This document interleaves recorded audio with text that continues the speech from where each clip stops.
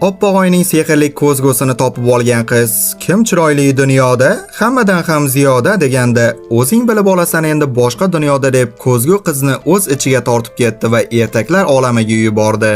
Video boshlanishida oldin like bosib, kanalga obuna bo'lib qo'yishni unutmang.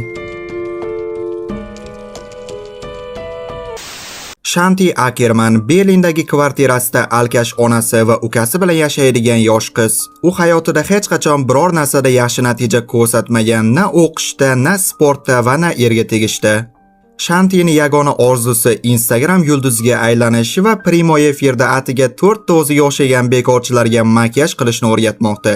Odami kam bo'lsa ham bu qiz taslim bo'lishni istamaydigan xilidan. Kunlarning birida Chaynamasang Chaynama nomli saqich firmasi yosh blogerlar uchun tanlov e'lon qilganini ko'radi. Tanlovga ko'ra ular firmani reklama qilishlari kerak va Shanti bu imkoniyatni qo'ldan chiqarmoqchi emas. U zudlik bilan dugonasi Zaynabni birgalikda video tayyorlashga taklif qiladi, ammo Zaynab yuridik firmaga ishlashga ariza topshirgan va javob xatini kutmoqda va boshqa tiktokerlik qilmoqchi emas. Pochtaga u ishga qabul qilingani haqida javob xat kelgan, lekin Shanti Krisa bu xatni yashirib qo'yadi o'zining manfaati uchun. Keyin ular mahalladagi teatrga borib, o'sha yerda reklama roligini suratga olishga tayyorgarlik ko'rmoqchi va u yerda Shanti juda ham qadimiy oppoq oyning enasining ko'zgusiga duch keladi va bu beparasat qiz tog'oraday to'tini bizga reklama qilyapti. Keyin u ko'zguga qarata saqichini tuflaydi va ko'zgu ham unga qarata saqichini qaytarib tuflab yubordi. U ko'zguga qarab reklama rolikning ssenariysi qanday bo'lishini dugonasiga so'zlab bermoqda.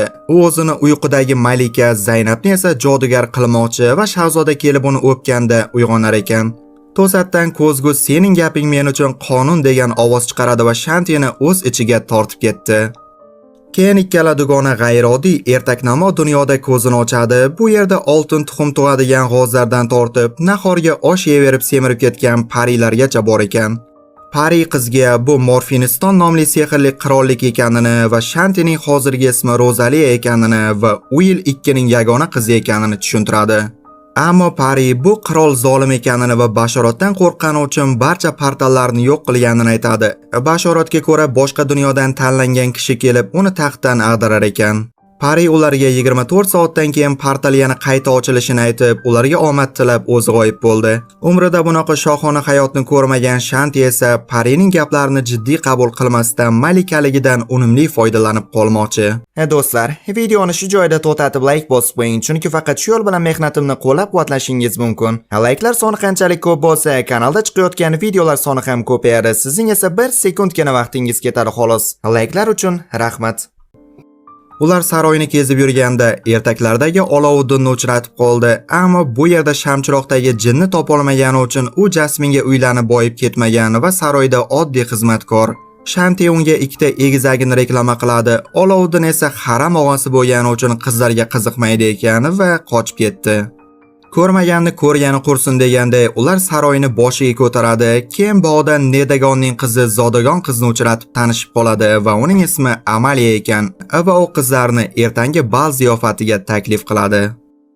Kechki ovqat paytida Shanti va Zaynab "Yonma-yo, yangi yil bo'lyaptimi bu yerda" deb odamni sharmanda qildi. Bu shunchaki kechki ovqat ekan.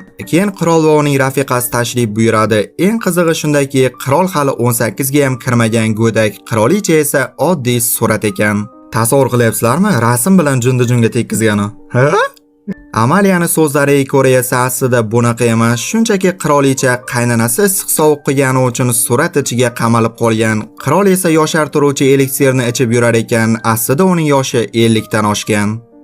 Bu orada qo'shni qirollikdan kelgan shahzoda Baskol labiga pomada qo'yib otlariga qaramoqda. U aslida boshqani sevadi, lekin zodagon bo'lgani uchun Nedagon otasining buyrug'iga bo'ysunadi va malika Rozaliyaga uylanishga majbur. Bu paytda suratdagi qirolicha qiziga yana bir bashorat haqida aytadi. Uning so'zlariga ko'ra Rozaliya la'nat tufayli 100 yil uyquga ketar ekan. Faqatgina haqiqiy sevgi bo'lsa uni bu la'natdan qutqara olar ekan. Shanti esa bu ertakni multfilmda ko'rganman deb panagini ham buzmaydi. Kechqurun xuddi qirolicha aytgandek, yovuz jodugar Maleficenta Shantining xonasiga bostirib kiradi va qizni la'natlash uchun urchiq olib kelgan. Ammo hammasi ertakdagidek bo'lmadi va Zaynab ham o'rtaga qo'shilib, ikkala qiz birgalikda jodugarni haydab, uning la'natini esa gultuvakka qamab qo'yishadi. Ertasi kuni malikani uyquga ketdi deb o'ylagan shahzodalar birin-ketin derazadan kirib kelmoqda. Shantiga esa birinchi kelgan sariq pishak yoqib qoldi va qolgan shahzodalarni derazadan uloqtiradi. Malikani uxlamaganini ko'rgan shahzoda Baskoning hafsalasi pir bo'ldi, chunki u uxlaganda avval yechintirib, hamma joyini tomosha qilib, keyin qaytadan kiyintirib o'pmoqchi edi onang demgir va dovdirab gultuvakdan la'natni chiqarib yuboradi. La'nat xonani hamma joyini rasvosini chiqardi va sehrli ko'zguni ham sindirdi va oxir-oqibat Baskoni og'ziga kirib ketadi. Shundan so'ng shahzoda hushidan ketdi. Sehrli ko'zgu singani uchun esa qizlar endi o'z dunyosiga qayta olmaydi. Keyin bu kallasi katta dugonalar bu oynani faqatgina jodugarlar tuzata olishini taxmin qilib va Shantini qilgan niyatini eslaydi. U o'zini malika, Zaynabni esa jodugar bo'lishini xohlagan edi va endi Zaynab sehr joduni o'rganish kerak.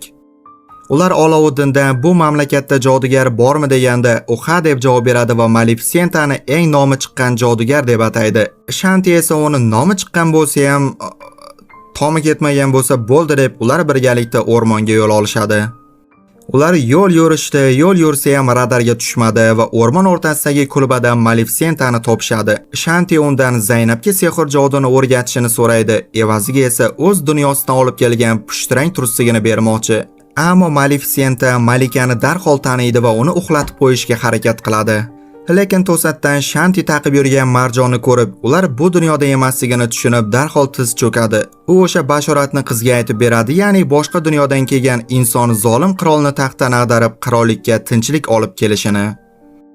Buni eshitgan Shanti, men bilardim hammaga kerakli inson ekanimni, Kamol akamga maqtanaman endi deb ich-ichidan xursand bo'lmoqda. Maleficenta unga man etilgan qasrga olib boradigan kompasni beradi va o'sha yerga borib bashoratni amalga oshirdi edi. Zaynabni esa shogirdlikka olib qoldi. Oradan bir necha soat o'tib Shanti yana o'z saroyiga qaytdi va xonasiga kirganda Basko allaqachon la'natdan qutulib uyg'ongan. Yonida esa erkak xizmatkor Filip turibdi. Bundan ko'rinib turibdiki, bu ikkalasi kamalak. Birozdan so'ng eshik taqillaydi va zolim podshoh xonaga kirib keladi. Podshoh xursand bo'lib ketdi. U malikani Basko o'pib uyg'otdi va la'natdan qutqardi deb o'ylamoqda va ularning to'y marosimiga tayyorgarlik ko'rishni buyuradi. Oradan bir necha kun o'tgandan so'ng Zaynab saroyga qaytib keldi va u sehr jodu qilishni o'rganib olibdi va ular endi ko'zguni tuzatayotganda Zaynabning ichidagi shaytoniy va yovuz niyatlari uyg'onib ketdi. U Shantiga, "Beyax sen, o'zimizni dunyoda nima qilganlaring esingdanmi menga? Ushlab olsam betingga o'siraman" deb xona bo'ylab qo'layapti. Shu payt Baskoning onasi Zaynabni olov bilan o'ynayotganini ko'rib qoladi va soqchilarni chaqiradi va soqchilar Zaynabni hibsga oldi. Boradigan joyi qolmagan Sarvoy man etilgan qasrga yo'l oldi. Olovuddin esa unga birga borishni taklif qiladi. Ammo qiz bu ishni bitta o'zi uddalash kerakligini aytdi. Bo'lmasa kosasi oqarmaydi ekan va ular taqinchoqlarni almashib xayrlashadi va qiz qasrga kirib ketdi. Ichkarida Shanti taxt ustida joylashgan moviy olmosni topdi va to'satdan qayerdandir etemgan ajdarho paydo bo'ldi va qizni yeb qo'ymoqchi. Ammo Shanti TikTokka kirib ajdarholar haqidagi trendni qo'yib berganda ajdar kuchukka o'xshab do'malaydi va Shantini sevib qoladi.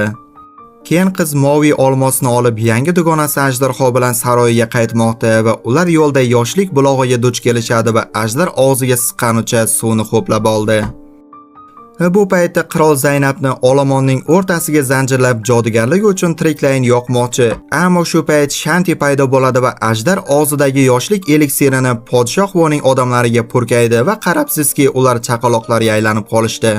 Zolim podshohni taxtdan ag'daragan Sarvoy rasmiy ravishda Morfiniston qirolichasiga aylandi va portretdagi onasini ozod qiladi.